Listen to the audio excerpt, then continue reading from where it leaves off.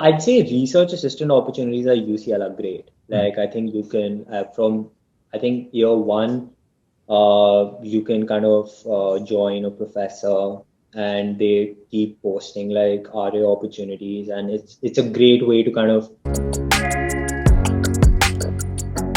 Hello, everyone, and welcome to today's video where we have with us a special guest whose name is Mihir, who is an undergrad student in his final year at University College London studying economics, which is one of the best universities in the world. So, do you want to introduce yourself, Mihir? Sure. Hi guys, my name's Mihir. I'm a final year undergrad student at UCL. I'm pursuing my bachelor's in economics, and I was born and brought up in India. I pursued my secondary and higher education at the Doon School, and that's where I headed to UCL. And right now I'm in Dubai. That's where family is. So yeah. Yeah.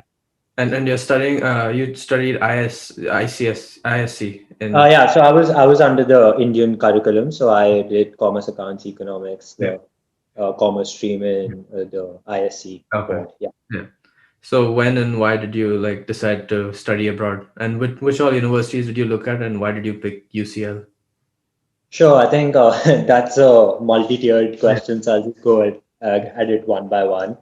A decision to study abroad, I guess, was perhaps from the environment, and I guess from an opportunity perspective. I felt like what I want to pursue and what I really want to do, I'd be able to garner the opportunities better if I'm in international setting. So I think that decision came along over, I guess, over a period of years.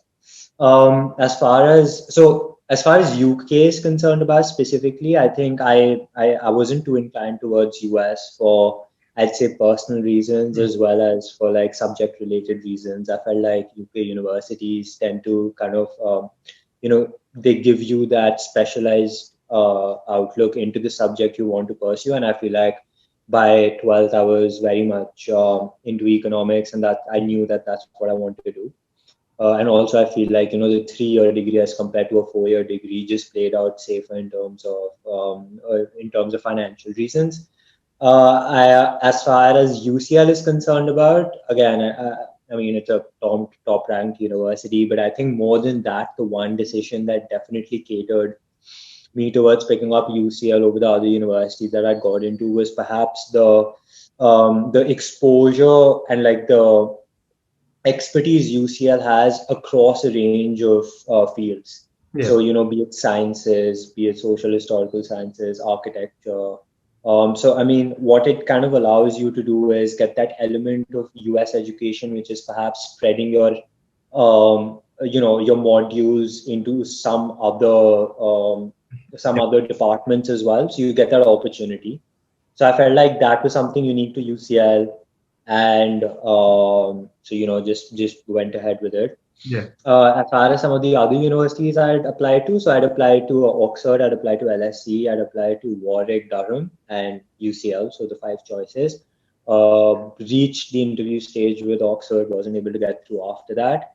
With LSE, got to the test, but wasn't able to crack the test. And I guess with UCL, I had a heart condition, but I guess yeah, the marks just played Yeah. out, I guess. So hard condition means like if you get a certain percentage in your board exams, then you can. Yeah. So how it worked for me for economics. Economics was I had to get an overall 95% and above, with 95% and above in math and 90% above in economics. Wow. Yeah. Yeah, bit of a challenging one. Yeah. And you only applied to colleges in the UK. So I actually applied to Singapore as well. Was actively looking at Singapore, but dropped it later.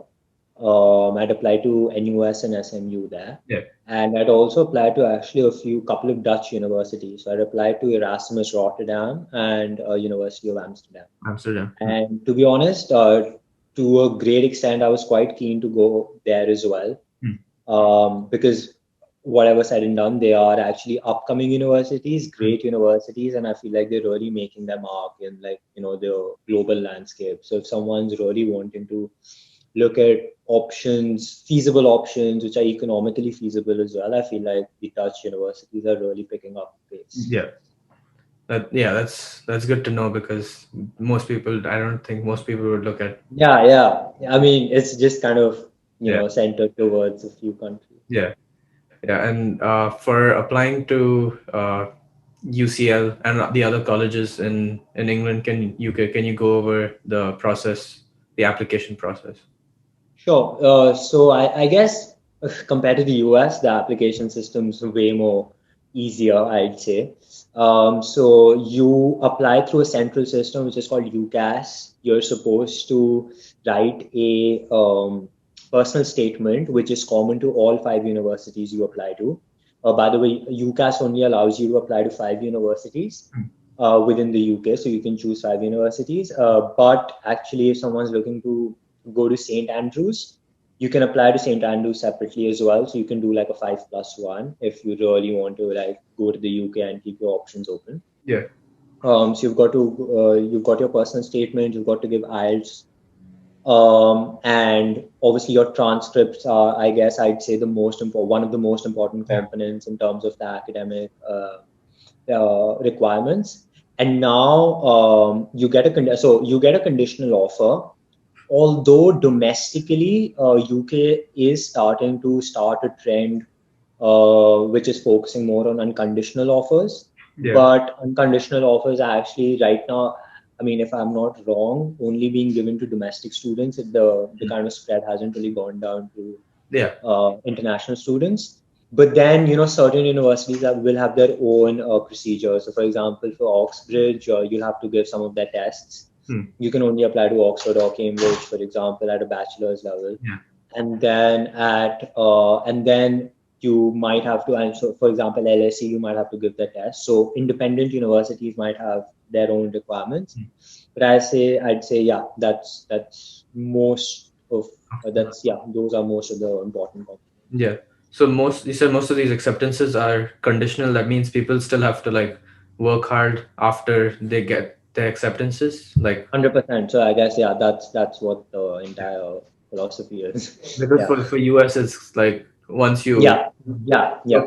unless you like fail, but like otherwise you pretty Yeah, much. I mean, yeah, I'd say with UK universities, you don't really get Hmm. that leeway of like leaving your and kind of, taking a back seat early on. I guess you have to take it Yeah. to the last mile and then, Yeah.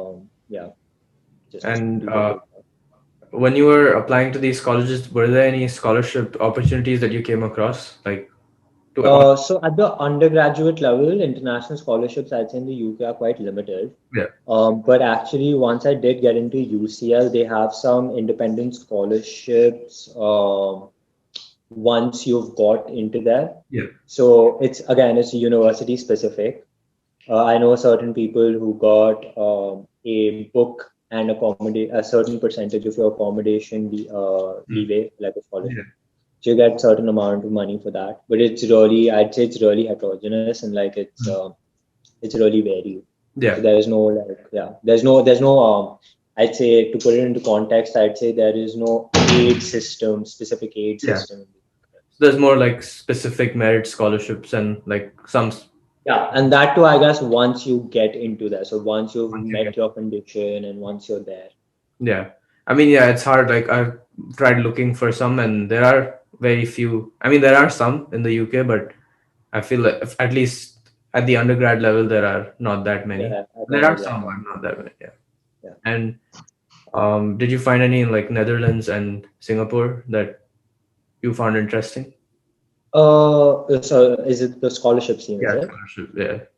So I think with Singapore, well, this was 3 years back, but if I can remember Yeah. correctly, you've got that really nice system of signing The bond. uh, the bond with them, exactly. So what do you But I guess, yeah. yeah, so I'd say the bond is pretty lucrative in one sense, but and not my area of expertise, but yeah, 100%. That was definitely something very lucrative Yeah. out there. With the Dutch universities, I'm not too sure if there are any specific scholarships, Hmm. but in comparison, actually, the costs are quite low. Yeah. So I think it kind of plays out that way. So the costs are lower compared to the UK. Yeah, the fee. Yeah, the fee, I Yeah. guess. And I mean, let me just explain the bond for if anyone wants to know. Bond is like if you get a scholarship from one of those like big universities in Singapore, they have some of them have a program where you can agree to work in Singapore for a fixed number of years after graduation, and then they take off some money from your tuition, or they give you a scholarship. Yeah.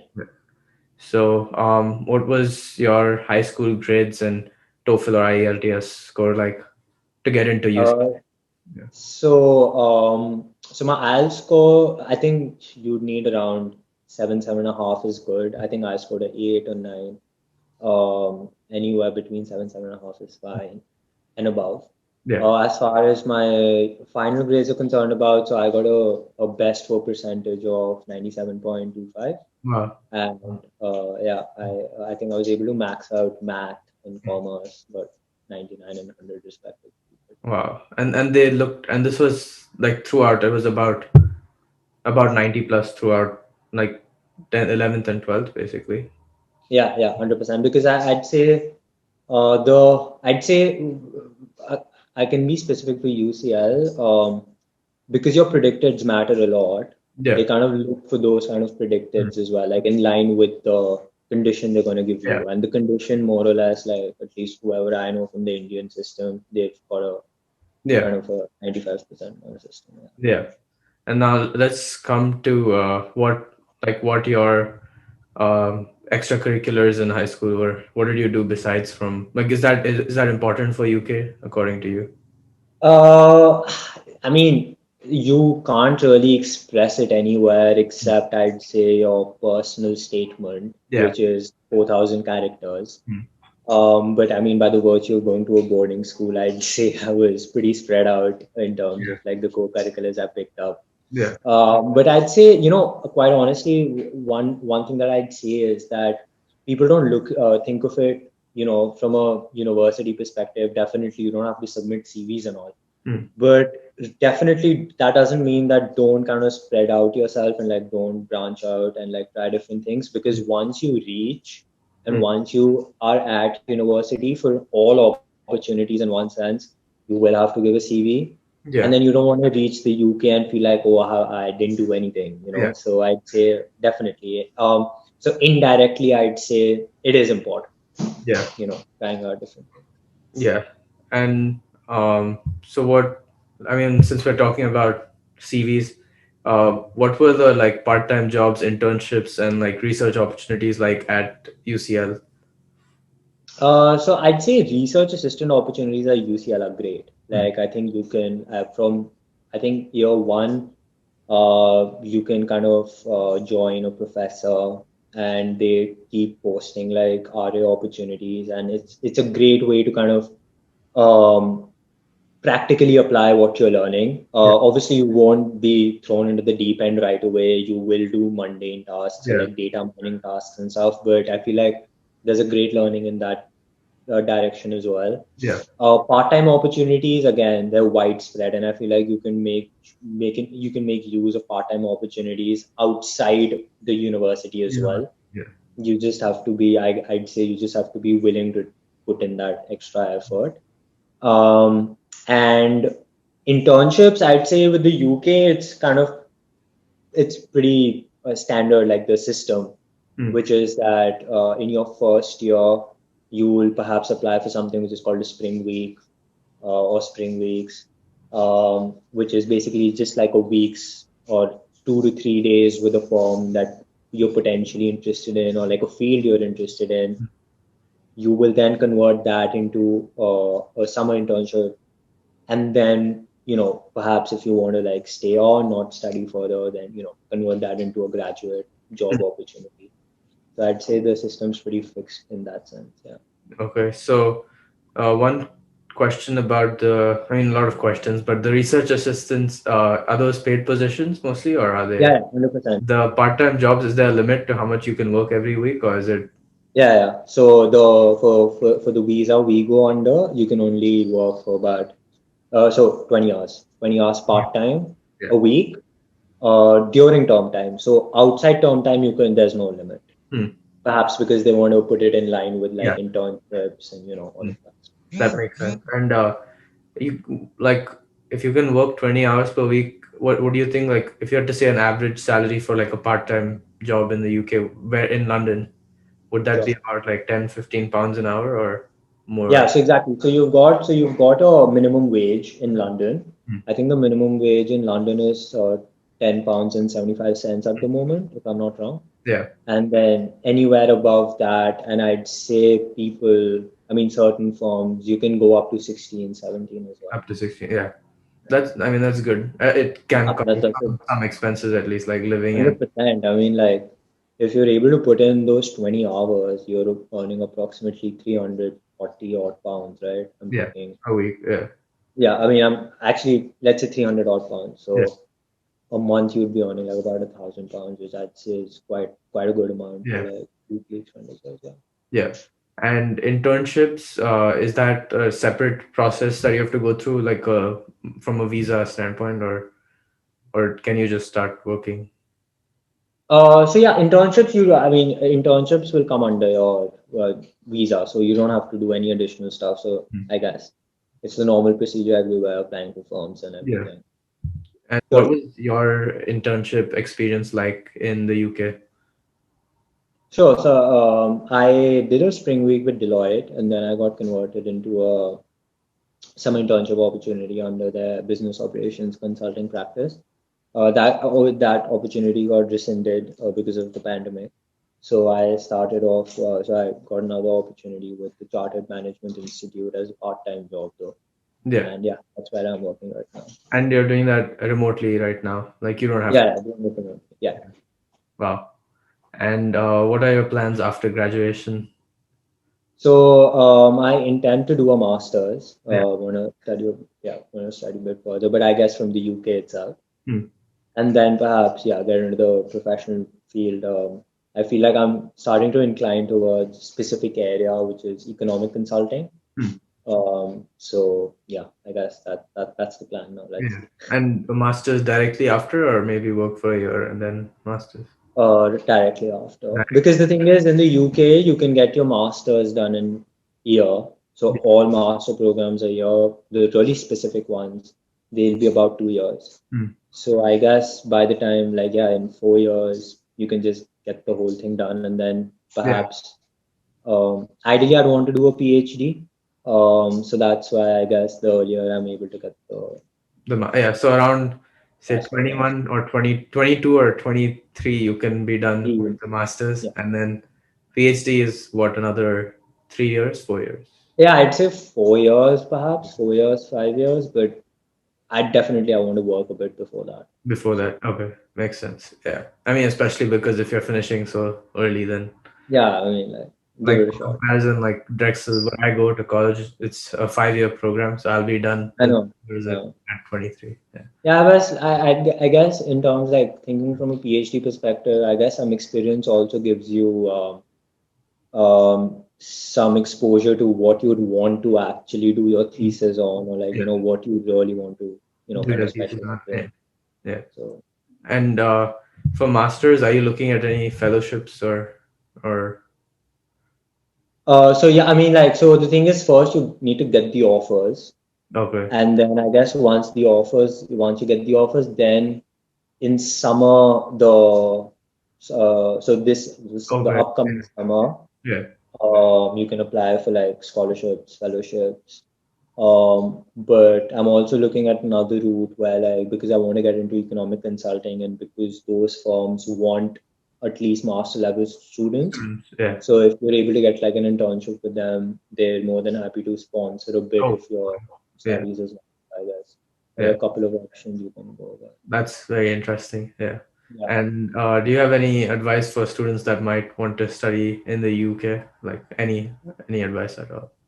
Mm, I'd say, yeah, I guess the one thing about studying in the UK is that you've really got to be sure about the subject you're coming to study. Like, you've really got to be passionate about it, Mm. because, in one sense, you are going to specialize every inch and breadth of that subject. Mm. So if you end up finding yourself in an area where you're really not interested in, and, Mm. you don't really, like, you don't really find it exciting, Yeah. that might just become burdensome. Hmm. So I guess that is one opportunity. But again, it's really tricky because, like you want to explore and you want to get that Yeah. kind of exposure. So I guess balancing it out and just taking that risk, I guess, then Yeah. is something that you've got to be sure about. And it's 3 years, so I guess even if you're stuck with something, it's slightly better than. Yeah, I mean, yeah, then you'll just get Yeah. done with it in Yeah. 3 years. Yeah. Yeah, I think that's all the questions I had. Thank you, Mihir. Thank you so much, Akshay. Pleasure talking to you.